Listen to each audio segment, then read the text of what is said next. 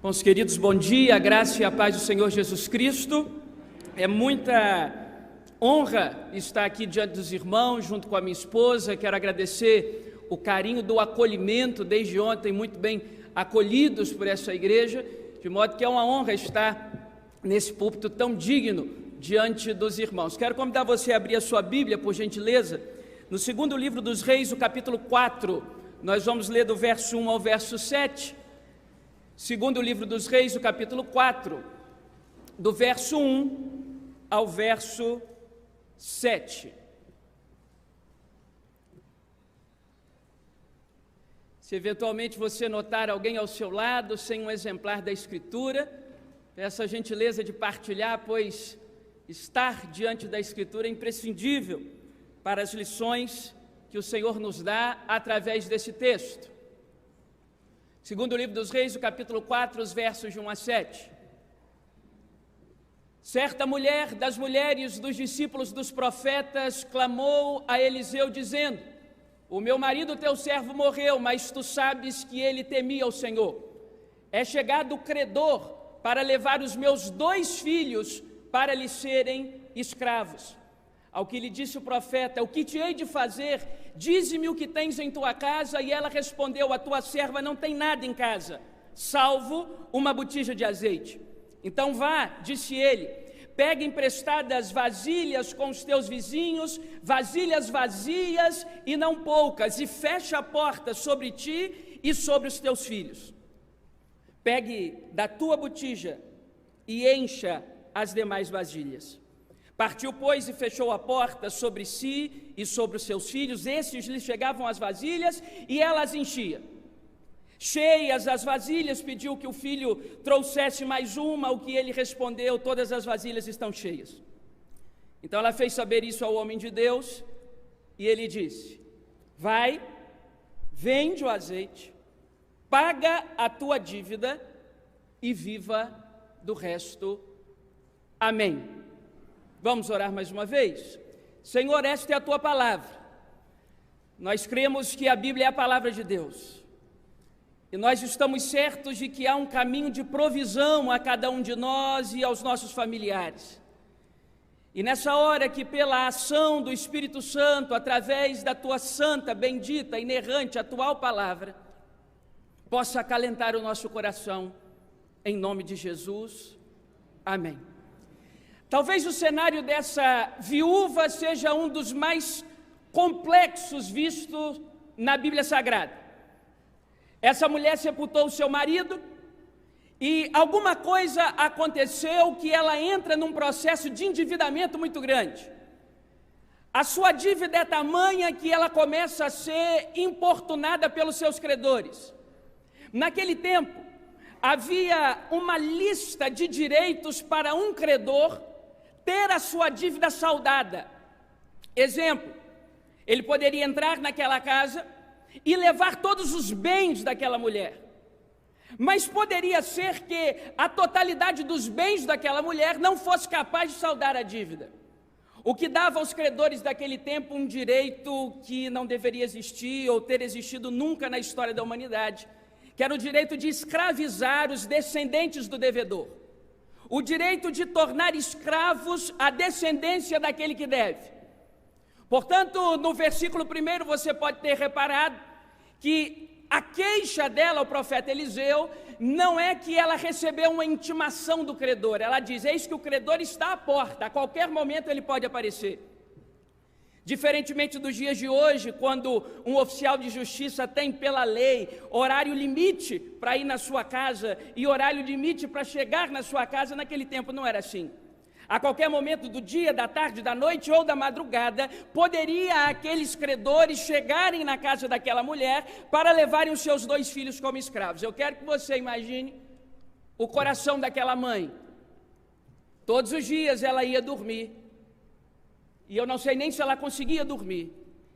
Os seus olhos fechados pelo sono, mas abertos pela preocupação. Será que é hoje que vão levar os meus filhos? Será que é hoje que o credor vai chegar e vão levar os meus meninos? E eu sinceramente não sei o que é pior. Talvez se aquela mulher sepultasse os seus filhos, ia crescer a dor do luto, ela já sepultou seu marido. Mas ter os seus filhos levados como escravos não é uma coisa tão simples, por uma razão. Essa escravidão, ela não é até a quitação da dívida. Porque se levassem os meninos e ela corresse atrás desse dinheiro e milagrosamente conseguisse o dinheiro, os credores não devolveriam seus filhos. Escravidão permanente. Portanto, eu não sei qual era o sentimento dessa mãe em saber que a qualquer instante, a qualquer momento, a qualquer segundo, credores poderiam levar os seus meninos para que ela nunca mais os visse. E saberia essa mulher que os seus filhos estão vivos, mas em um ambiente de sofrimento, e ela nunca mais vai poder abraçar ou dar um afago. Essa é uma situação terrível. Acresça-se a dor do luto dessa mulher pelo seu marido, a dor do endividamento, acresça-se a dor da iminência de ter os seus filhos levados a qualquer momento. Talvez seja esse um dos, não o maior, mas um dos registros mais tristes da Escritura Sagrada. Mas nós lemos o texto até o verso 7, nós sabemos que a história não termina assim. Se apresenta diante dessa mulher um caminho, que eu gostaria de chamar nessa manhã de o caminho da provisão. O caminho da provisão de Deus, que é capaz de alterar essa lógica de revés, de fracasso, de falência, de dor, a que essa mulher foi submetida. Se a sua Bíblia estiver aberta, parece-me que cada um desses versículos traz um passo a mais de um caminho de provisão de Deus aos seus filhos. E o primeiro passo pode ser observado no versículo 1, e eu chamo de faça investimentos espirituais. Faça investimentos espirituais. O caminho da provisão divina passa por investimentos espirituais. Há um trecho do verso 1 que eu gostaria que a senhora destacasse.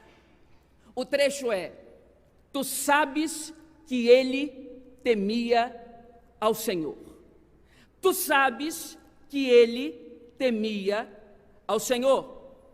O falecido dessa senhora tinha sido um aluno da escola de profetas de Eliseu. E o testemunho da viúva acerca do seu marido diante do professor, e àquele tempo o profeta mais poderoso vivo depois da subida de Elias, era Eliseu.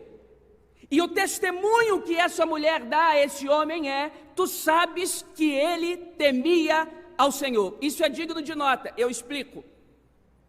Esse falecido, com todo respeito, foi um fracasso sob o ponto de vista econômico.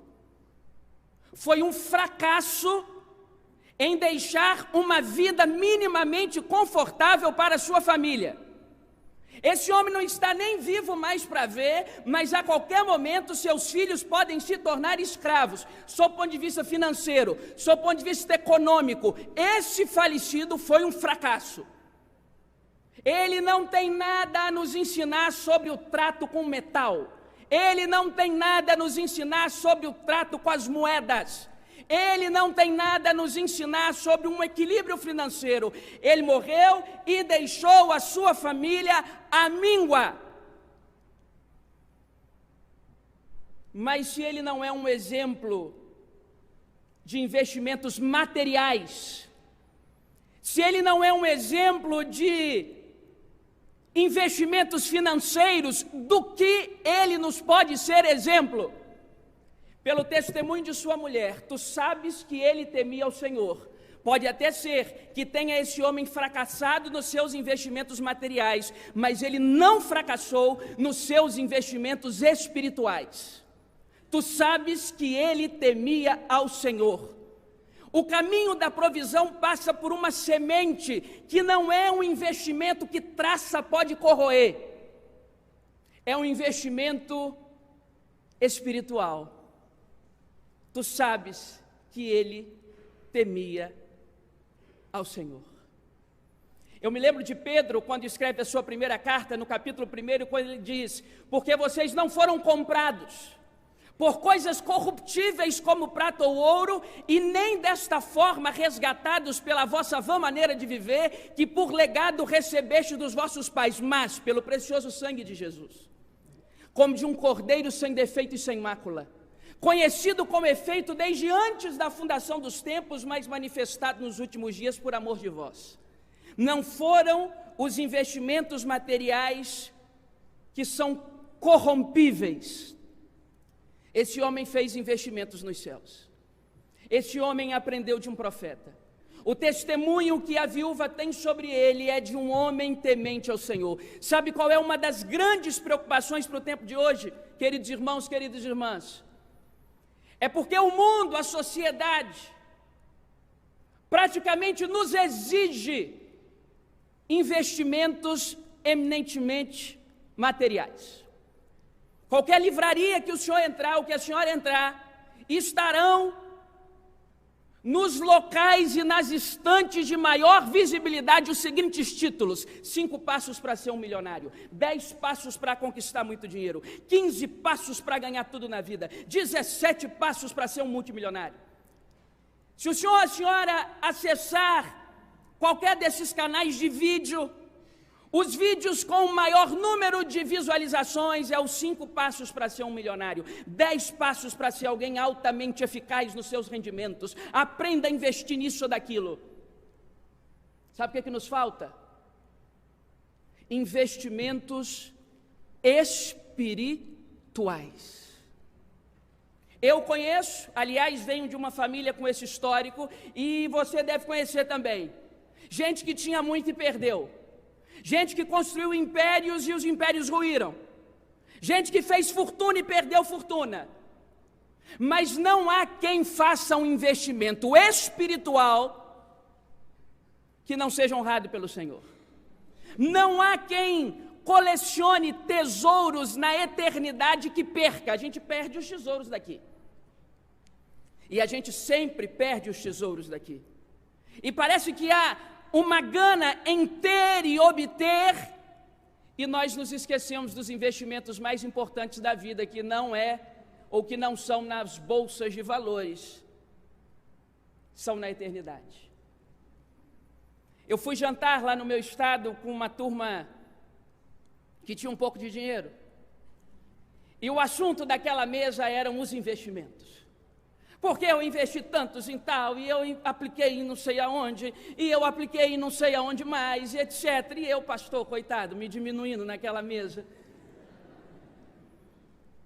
Até que depois de ouvir a exacerbação dos metais, eu falei, eu não vou ficar para baixo nisso aqui não.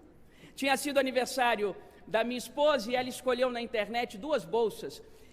Eu sempre me confundo para falar a marca, não lembro, Arezzo, um negócio assim, baratinho na promoção, eu dei de presente para ela, e aí eu disse para aqueles milionários assim, meus irmãos, eu também investi na bolsa. E eles disseram, e qual? Eu falei, 2.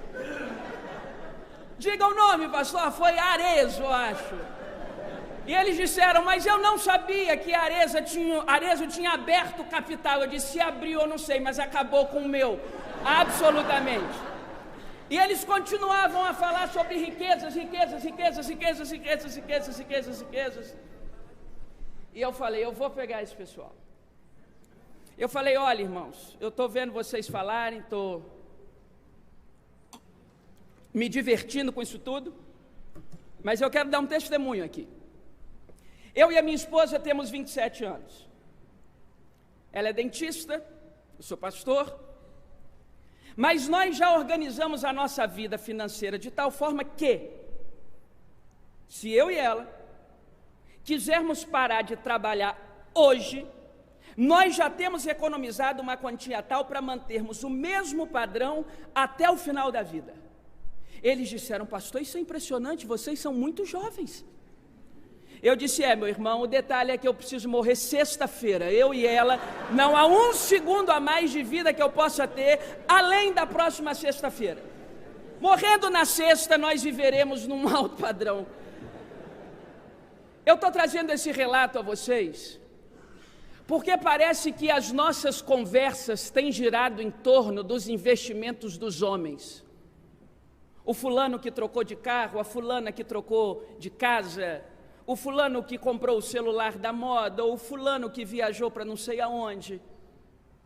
E parece que está fora da nossa pauta os investimentos mais preciosos e necessários do mundo, que são os investimentos espirituais. Que as nossas mesas sejam rodeadas das seguintes conversas: como tem sido a sua vida devocional? Qual tem sido o seu tempo de oração? Qual tem sido o seu compromisso com a palavra? Qual tem sido o seu compromisso com a evangelização, com o discipulado, com a obra missionária? Como tem sido o seu culto doméstico? Como tem sido a sua vida de oração e como Deus tem se revelado a você em oração? Quem sabe se as nossas conversas fossem mais do tipo: essa noite eu orei e Deus falou comigo, essa noite eu e a minha esposa tivemos pela madrugada uma experiência espiritual, o Senhor nos acordou, nós nos ajoelhamos. Quem sabe os investimentos mais importantes da vida não sejam o que a gente colocou no bolso, ou o ônibus, ou o avião onde entramos para umas férias, mas sejam os investimentos espirituais. Oração, leitura da palavra, exortação santa da palavra. Eu me lembro que em João capítulo 6, do verso 66 ao 69, diz que à vista dessas coisas, muitos dos seus discípulos o abandonaram e não mais o seguiam. E Jesus olha para os seus discípulos e diz no verso 67, ele não diz: coitadinho de mim, não me abandone. Ele diz: quem será o próximo? Quem de vós quereis retirar-vos também? Ao que lhe respondeu Pedro: para quem iremos nós? Só tu tens as palavras de vida eterna, e nós temos crido e conhecido que tu és o Santo de Deus. Investimentos espirituais. Olha a situação que esse homem deixou a família, só sob o ponto de vista econômico. Sob o ponto de vista espiritual, esse homem plantou no céu. Eliseu está diante de sua viúva e a vida dela é transformada. O versículo 2 do texto, eu creio que está diante da sua Bíblia, me traz mais um passo desse caminho de provisão, e eu chamo de: faça um inventário de vida. Realize um inventário de vida. Geralmente nós só tratamos de inventário depois da morte. Quanto mais se tem, mais confusão dá com quem fica. Mas o que o profeta nos propõe não é um inventário de morte, é um inventário de vida. Diz o verso 2, palavras de Eliseu para a mulher: o que te hei de fazer? Dize-me o que tens em tua casa. Porque até agora, mulher, você está me dizendo o que você não tem. Eu quero saber o que a senhora tem. Dize-me o que tens em tua casa. Eu quero um inventário. Dos credores eu já estou sabendo, das dívidas eu já estou sabendo, da angústia da senhora de poder ver os seus filhos a qualquer momento indo embora, eu também já estou sabendo. Eu quero saber agora o que a senhora tem. Diz-me o que tens em tua casa. Um inventário de vida. E essa mulher, ao responder, cai num mal que eu já caí algumas vezes, e talvez eu não esteja sozinho nesse auditório: a precipitação. Precipitação. A primeira resposta dessa mulher está aí na sua Bíblia: a tua serva não tem nada em casa. A tua serva não tem nada em casa. Depois ela se lembra: eu tenho uma botija de azeite. A Bíblia é inerrante. Se a ideia dessa mulher fosse responder que tinha uma botija de azeite e mais nada, teria ela dito: eu tenho uma botija de azeite e nada mais. Mas não é isso que ela responde. Ela responde: eu não tenho nada, e depois surge uma botija de azeite. Mas a primeira da sua resposta é: eu não tenho nada. Precipitação, ela tinha uma botija de azeite. Faça uma conta comigo: os filhos já foram levados como escravos ou ainda estão em casa? Então ela tem uma botija de azeite e 2 filhos. Em casa, ela não está debaixo de uma ponte. Então ela tem uma casa, ela dorme em algum lugar. Então, na verdade, o eu não tenho nada é, na verdade, eu tenho uma botija de azeite, eu tenho 2 filhos e eu tenho uma casa. E me parece que ela está conversando com Eliseu, o sucessor de Elias. Aquele que rogou porção dobrada e Elias não disse, parabéns, que excelente pedido. Elias disse, dura coisa pedistes. Ela tem contato com o profeta mais poderoso vivo na terra. Então, na verdade, esse eu não tenho nada significa, eu tenho uma botija de azeite, eu tenho 2 filhos, eu tenho uma casa. E eu estou conversando com um profeta poderoso que vai mudar a minha história. Perceba como essa mulher se precipitou a dizer, eu não tenho nada. Precipitação é a mãe de muitos males. Talvez você se lembre de João, ao finalizar a sua narrativa do Evangelho, ele lança luz à cena de Maria Madalena diante do sepulcro vazio. E quando ela observa a pedra revolvida, não há corpo ali dentro, ela diz, roubaram o corpo. Aquele túmulo havia sido doado por José de Arimateia e, naquele tempo, os homens muito ricos tinham na frente de seus túmulos familiares um jardim. Coisa de rico mesmo, ter jardim de frente do túmulo. Você está morto, não tem nem como ver jardim, mas tem um jardim na frente do túmulo. Maria Madalena agora olha para aquele jardim e vê à distância um homem. Ela diz, é um jardineiro. E ela se aproxima do jardineiro e ela quer saber para onde levaram o corpo e onde é que o jardineiro estava, que não fez nada. Olha o que os olhos embaçados de lágrimas nos fazem precipitar. Roubaram o corpo, aquele homem é um jardineiro, e esse jardineiro tem que dar conta. Mas conquanto seus olhos estivessem embaçados pelas lágrimas, a sua audição não. Quando Jesus, a mesma voz que dela expelir os demônios, diz Maria, ela reconhece. E ela percebe que, primeiro, não roubaram o corpo, segundo, não é um jardineiro, terceiro, ela não tem que dar bronca no jardineiro, é o próprio Jesus ressurreto, para nunca mais morrer de novo. Precipitação. Como nós falhamos em nos precipitar. Quer ver uma coisa que ninguém que sofre com precipitação pode ouvir? Eu preciso falar com você uma coisa muito séria, mas é só semana que vem. Acabou a vida. Em março, eu e minha esposa fomos tirar férias da igreja, 15 dias de férias. E eu estava na porta despedindo a congregação e uma irmã muito querida, abençoada, me para e diz, pastor, eu sei que o senhor está saindo de férias, eu não quero preocupar o senhor, mas eu preciso dizer para o senhor uma coisa absolutamente urgente, mas eu só contarei quando o senhor voltar das suas férias. Agora prepare-se, é algo extremamente urgente. Eu falei, a irmã não quer me contar, não, Deus não me autorizou a contar agora, o senhor está saindo de férias, o senhor não pode tirar férias com preocupações. Eu falei, obrigado. Tudo bem. Precipitação. Aquela mulher se precipita em dizer eu não tenho nada, na verdade ela tinha. E talvez o seu coração precise entender algo nessa manhã, não existe ninguém a quem o Senhor tem dado fôlego de vida e oportunidade de viver que possa dizer eu não tenho nada. Há aqueles que respiram e dizem, eu não tenho nada, ofendem ao Criador. Se Deus tem nos dado vida, fôlego e tudo mais, é porque nós temos sim.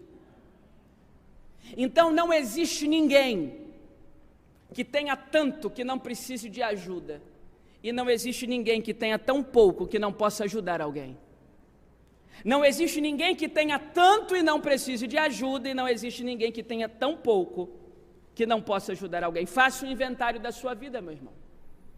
Eu sei que na vida a gente perde muito mais do que dinheiro, parente, amigos. Às vezes nós nos perdemos de nós mesmos. Os vazios existenciais que nos cercam. As demandas emocionais, ninguém pega sentimento de volta. Às vezes sofremos reveses emocionais e dizemos não temos mais nada de esperança, mais nada de alegria. Mas nessa manhã, na autoridade do Espírito Santo de Deus, e não na autoridade de um pregador, mas na autoridade da pregação, eu quero dizer para o irmão, gentilmente, para a irmã, carinhosamente, Deus tem nos dado muita coisa. Mas o versículo 3 me traz mais um alerta, mais um passo, mais um caminho. Eu chamaria de estabeleça conexões relacionais. Estabeleça conexões relacionais. Verso 3, agora o profeta diz à mulher: vai, pede emprestadas vasilhas aos teus vizinhos, vasilhas vazias e não poucas. Vai começar um milagre aqui. E o ingrediente do milagre começa por vasilhas vazias. Isto é, quanto mais vasilhas ela conseguisse, maior seria a extensão do milagre. Mas tem um detalhe: se essa mulher fosse uma vizinha ruim, se essa mulher fosse uma vizinha não simpática, minha esposa não gosta da palavra antipática, se essa mulher não tivesse bom trato relacional, se essa mulher não tivesse bom trânsito na vizinhança, ninguém daria vasilha emprestada para ela. Ninguém daria. Sabe por que essa mulher consegue muitas vasilhas? Lhes afirmo com absoluta convicção: essa mulher era uma boa vizinha.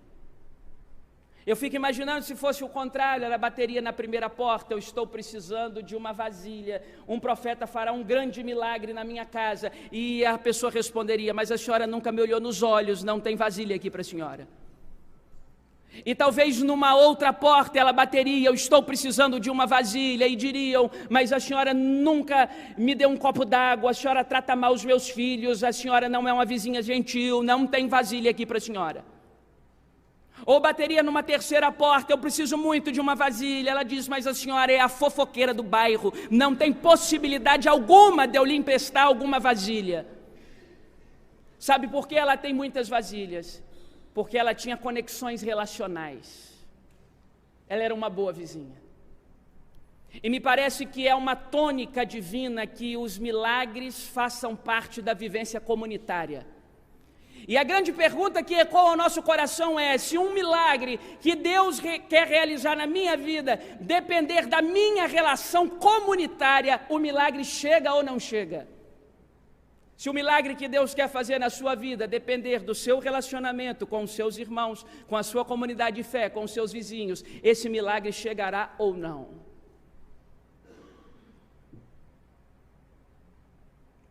Não é a tônica divina fazer milagres em quem está em casulos, mas em quem vive em comunidade. Uma das grandes belezas da igreja, não é a maior beleza, mas uma das grandes belezas da igreja é a vivência comunitária, onde Deus age e faz milagres. Conexões relacionais. Vocês sabem que o melhor currículo pode garantir a porta de entrada de alguém em alguma empresa, mas a forma como se relaciona garante a porta de saída. O melhor currículo garante que você entre numa repartição, entre numa empresa. A forma como você lida com seus pares garante que você saia. Ou nas palavras do Max Geringer, você é contratado pelo que sabe, demitido pelo que é. Você é contratado pelo que sabe e demitido pelo que é. Faça conexões relacionais. O caminho da provisão passa por fazer conexões relacionais, construir pontes ao invés de construir muros, alcançar o coração das pessoas, relacionar-se bem. Mas me parece que o versículo 4 traz mais uma pista desse caminho de provisão. Eu chamaria de estabeleça restrições. Agora o profeta olha para a mulher e diz: fecha a porta sobre ti e sobre os teus filhos. Até o versículo 3, o milagre depende da relação dessa viúva com a vizinhança. A partir do versículo 4, o milagre depende da relação com a viúva, porta fechada com seus filhos. Igualmente da nossa vida, a parte da nossa espiritualidade que é estabelecida e desenvolvida com a comunidade, e a parte que é com a porta fechada, os filhos e a família. Fecha a porta sobre ti e sobre os teus filhos. Faça restrições. Faça restrições. E eu tenho procurado ensinar a igreja que o Senhor me confiou a pastorear, que família é lugar de restrições. Precisamos fechar a porta da nossa casa para os valores contrários ao reino de Deus. Precisamos fechar a porta da nossa casa para as coisas das trevas que saem das emissoras de TV e nós vamos engolindo. Chega uma hora que nós precisamos fechar a porta. Fechar a porta da nossa casa para o consumismo. No dia que o senhor comprou o seu telefone, a indústria já estava pensando no novo e programou o seu para quebrar. Perdão, programou o seu para quebrar, para você querer ter outro. E aí o brasileiro compra o que não precisa com dinheiro que não tem para impressionar quem não gosta. Compra o que não precisa com dinheiro que não tem para impressionar quem não gosta.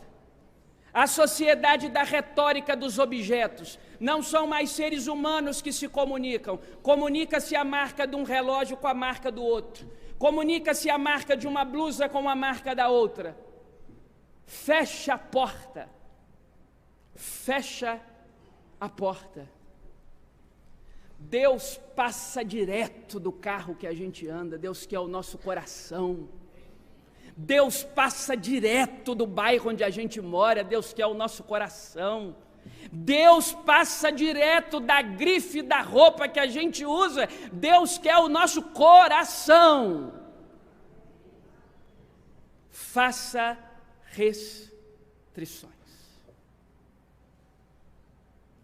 Os versículos 5 e 6 são muito simples.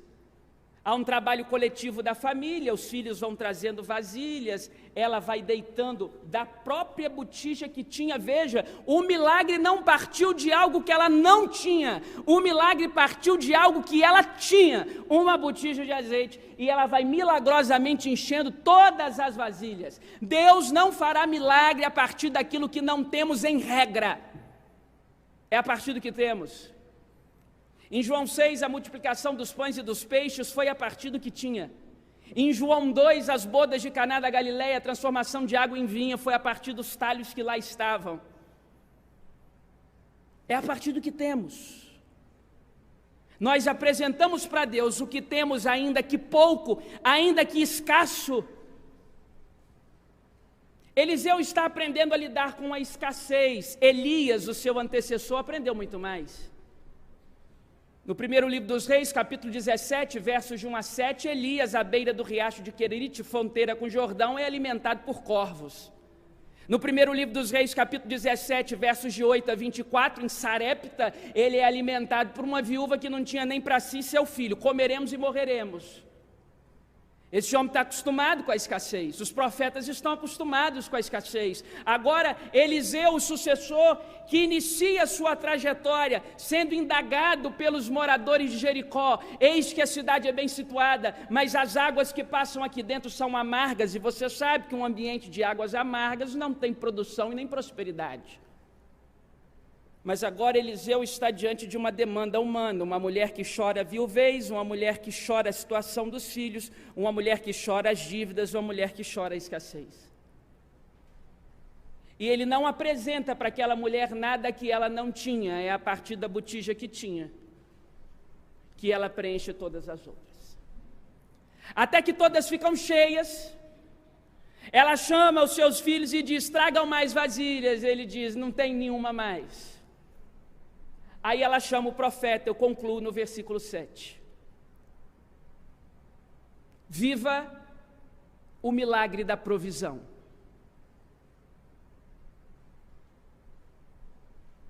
Faça investimentos espirituais, verso 1.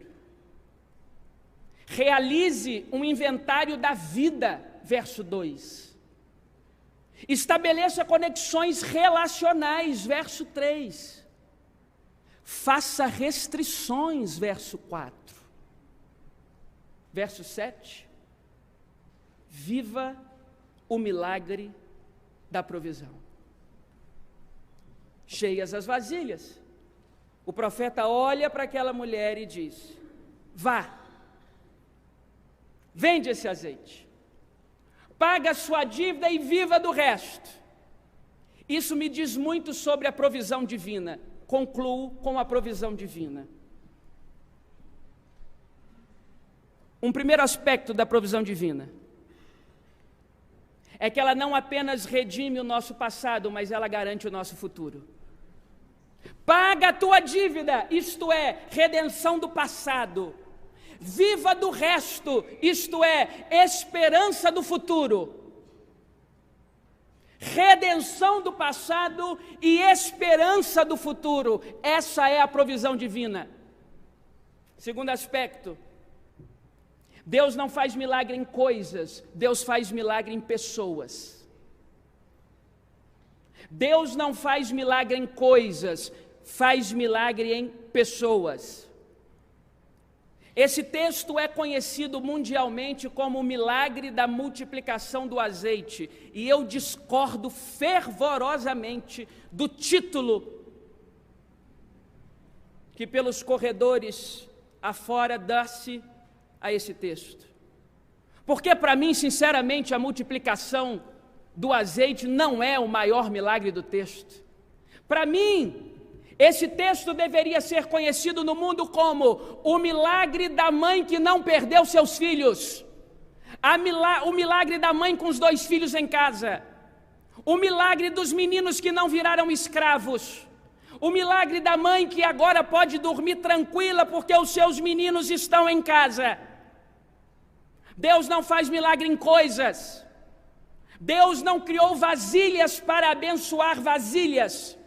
Deus não criou azeite para abençoar azeite. Deus criou gente para abençoar gente. Pergunte a qualquer mãe do mundo. Pergunte a qualquer mãe do mundo. A senhora quer uma cobertura duplex de frente para a praia, ou a senhora quer o seu filho liberto das drogas? Ela dirá: eu moro numa palafita, mas ajudo o meu menino. Pergunte a qualquer mãe do mundo. A senhora quer quilos de barra de ouro, ou a senhora quer o seu menino integrado na presença do Senhor? Ela dirá: as favas com a barra de ouro. Eu quero o meu menino na presença do Senhor.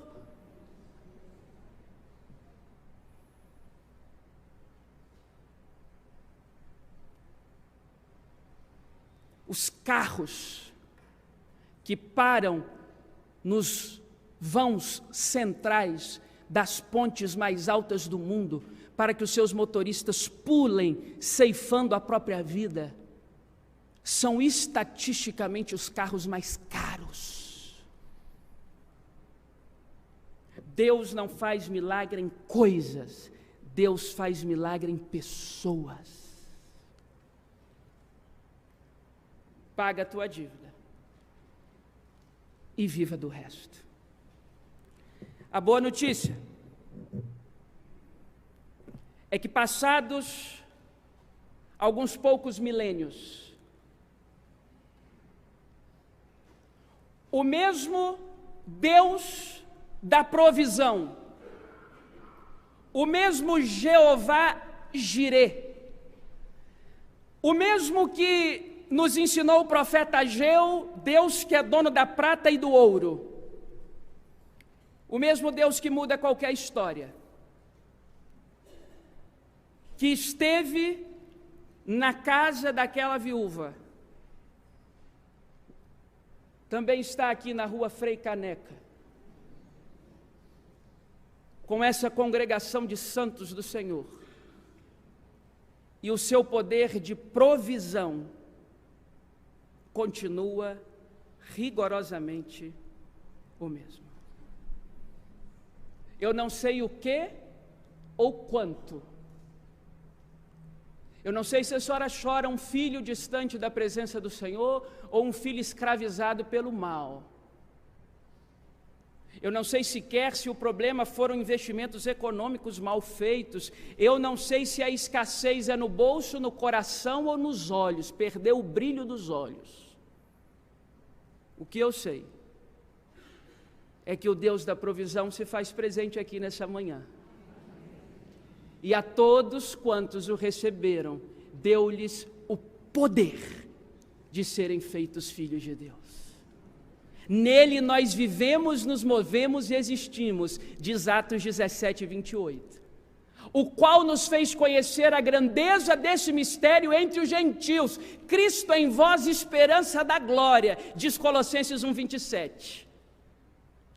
A Ele, Senhor dos senhores, Supremo dos supremos, aquele que tem todos os mares na palma de suas mãos e a tempestade obedece à sua voz, aquele que pode todas as coisas, aquele que é dono da igreja, aquele que, segundo uma das minhas canções favoritas, disse: as tuas mãos dirigem o meu destino, e acasos para nós não haverá. A Ele, o Deus de toda a provisão, sejam honra e glória pelos séculos dos séculos. Amém.